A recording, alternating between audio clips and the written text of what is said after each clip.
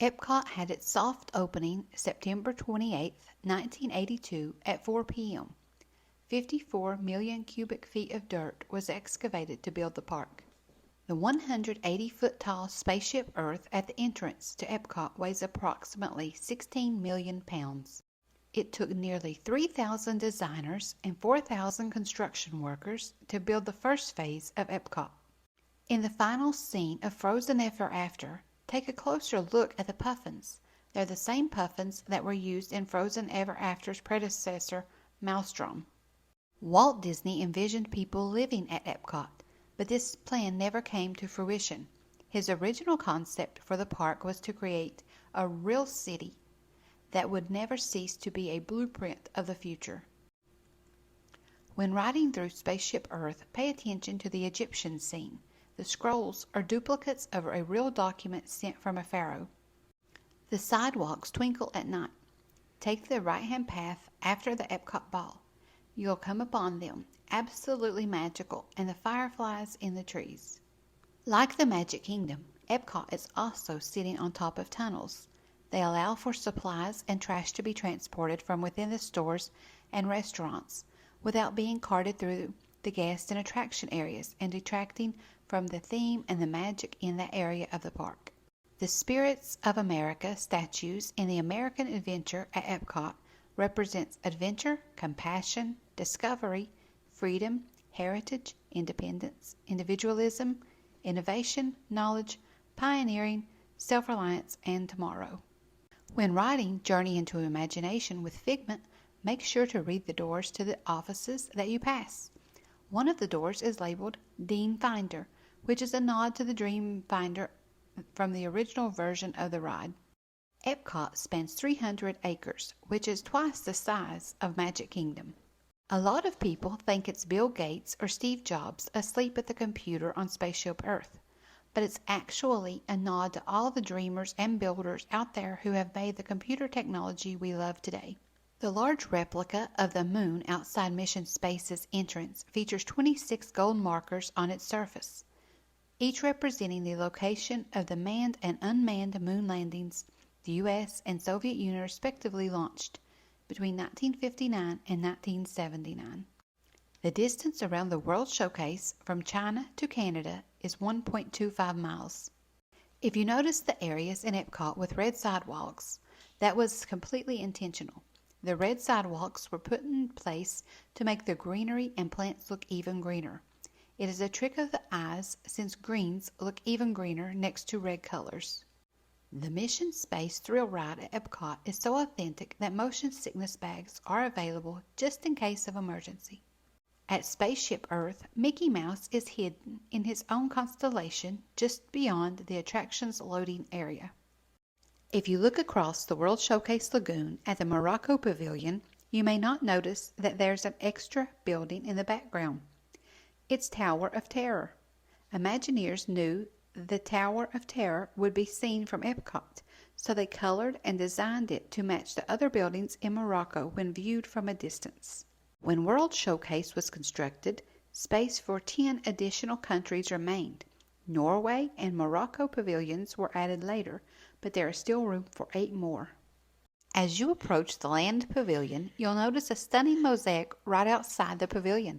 The mosaic shows a variety of layers that represent the layers of the Earth after a volcano eruption.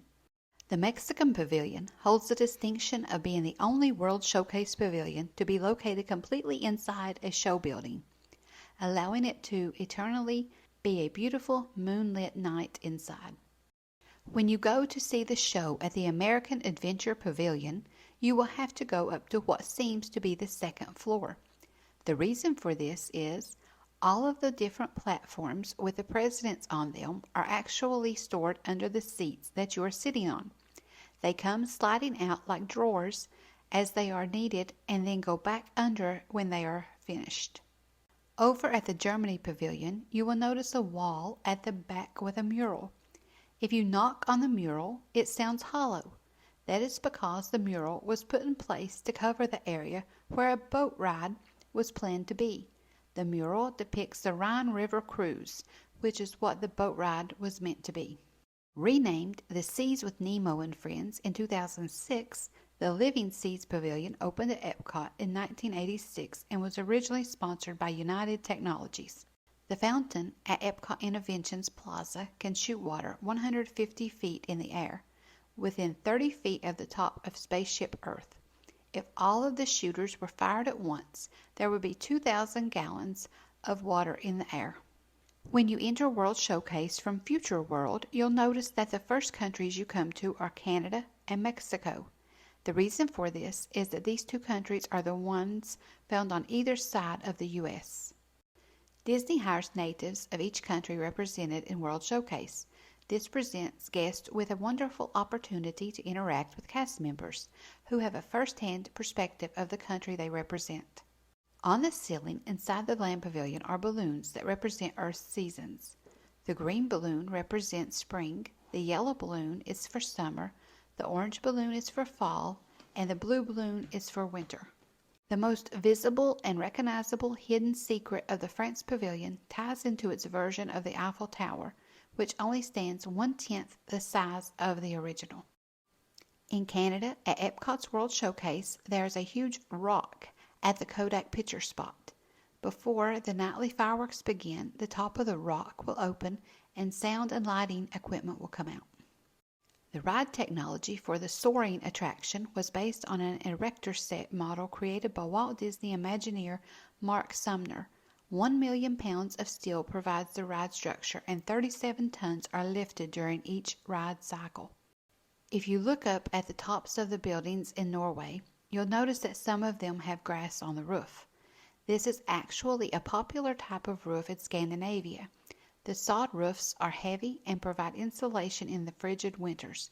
Cast members in charge of landscaping this area have to trim the grass with scissors. While in Canada, stroll through the picturesque and tranquil Victoria Gardens, a replica of Bouchard Gardens in Vancouver. This serene waterfall was added to the gardens to mask the sounds of a noisy generator directly behind it. On the ride Soarin, you'll notice a pre-flight video with a flight number of 5505. This number is in honor of Soarin's original opening at Epcot on May 5, 2005. The temple in China is acoustically perfect. If you stand exactly in the middle of the room, your voice will echo back to you. At nearly a mile long and reaching a top speed of 65 miles per hour, Test Track is the longest and fastest ride at a Walt Disney World theme park. While riding Living with the Land, you'll pass a scene with a farmhouse. Upstairs in that farmhouse is a bedroom, which is supposed to be decorated as a recreation of Walt Disney's childhood bedroom. Look into the window, you'll notice a lamp. Like Walt Disney's Disneyland apartment, the lamp is always left on in this room in honor of his memory. Wondering why the pathways in the China Pavilion seem unusually narrow and chaotic? It's because Imagineers designed them this way to simulate the crowded sidewalk experience of Chinese cities. The statue to the right as you enter Japan was a gift from the government of Japan when Magic Kingdom opened and was moved to Epcot when it opened. The land has a tomato tree that is the only one of its kind in the United States. The massive plant has produced a world record harvest of more than 32,000 tomatoes from a single vine. A Disney crew carried a 300-pound camera up 4,500 steps of the Huangshan Mountain in the Anhui province to film the Circle Vision 360 film seen in the China Pavilion. If you stand underneath Spaceship Earth when it's raining, you won't get wet. This is because there is a giant drainage system built into the park icon. Underneath each panel on Spaceship Earth is a system of trenches and gutters that funnel the rainwater down through drains into World Showcase Lagoon. If you head to the fountains behind the shops at Italy Pavilion, look for a set of small red buttons. Push them and watch as water sprays out from several different locations. At United Kingdom's Rose and Crown Pub and Dining Room in World Showcase, a specially designed ale warmer can heat your Guinness to 55 degrees, the temperature favored by Brits. Each year at the annual EPCOT International Food and Wine Festival, more than 33,000 bottles of wine and champagne are uncorked. 1.2 million hors d'oeuvre plates are served, and 100,000 miniature desserts are dished up. Between the France and UK pavilions, there's a second lesser-known guest entrance to EPCOT that leads straight into the World Showcase. It's known as the International Gateway, and guests staying at the EPCOT hotels, riding the friendship boats, or getting off the Skyliner can enter there instead of going all the way around to the front of the park.